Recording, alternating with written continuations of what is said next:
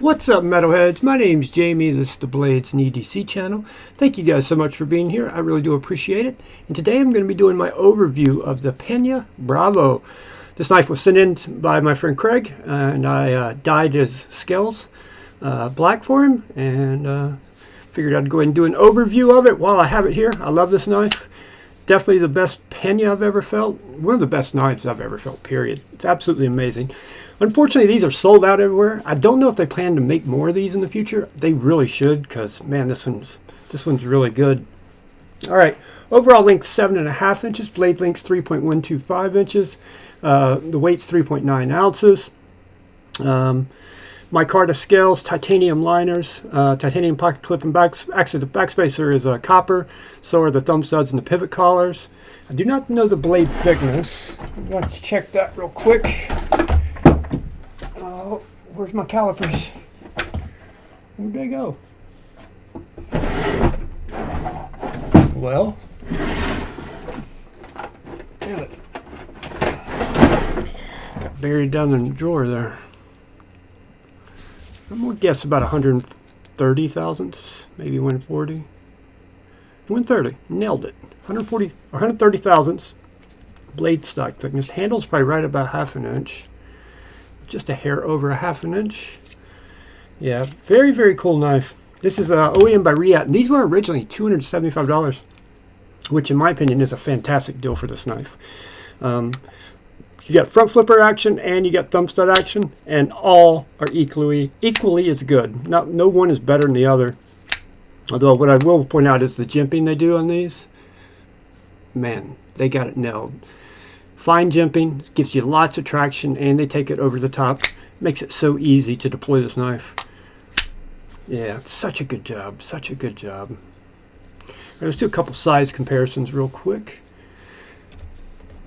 Move that light over here a little bit so it's not shining off that blade so much. Here's the Peña large swayback.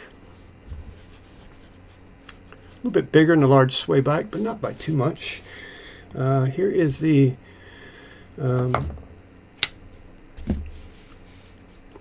Wingman EDC. I always forget that name. Wingman EDC Mach 1. Mach 1. Here is the tactile Rockwell.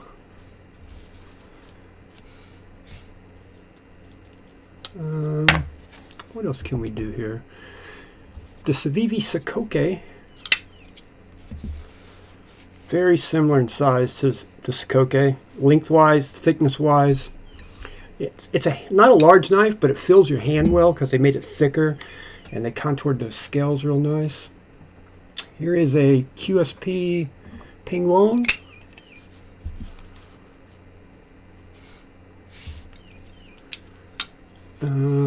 Here is the TRM Shadow.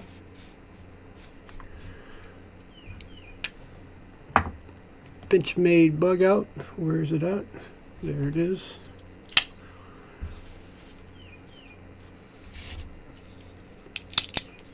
And a Spyderco Pair 3. We'll go ahead and do the PM2 also. There you go. So kind of right in between the Pair 3 and the PM2, lengthwise.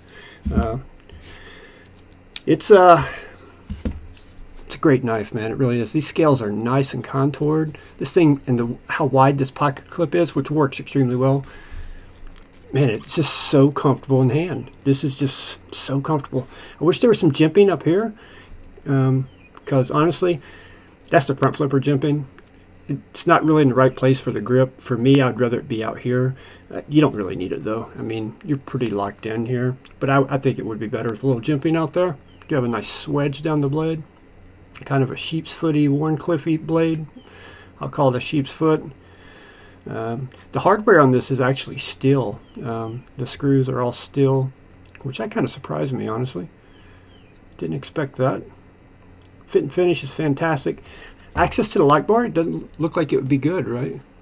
But it's so wide in there, and then they've chamfered a little spot on both sides of the liners that your thumb just fits in there perfectly. And it's so buttery smooth. Just extremely smooth. Easy to get to. Very comfortable. Detent is amazing. for all deployment options. But my favorite's this one, for sure. That's my favorite deployment for this knife. Although I gotta say, the thumb flick is just almost as good. Yeah, great job on this knife. They really need to make some more of these. I know a lot of people want to get one of these knives, including myself. They really should make more. I know they made them in different colors too, different colored micartas, and I think that's all they made. Had like a natural micarta. This is the black micarta. I'm not sure how many different variations there are, but yeah, great knife, man. If you get the chance to pick one of these up, I highly recommend you do, because you will not be disappointed in this knife. So glassy smooth. Glassy smooth. Yeah. All right, guys, thank you so much for watching. I really do appreciate it. Thank you, Craig, for sending this in and letting me dye those scales. And I will see you guys on the next one.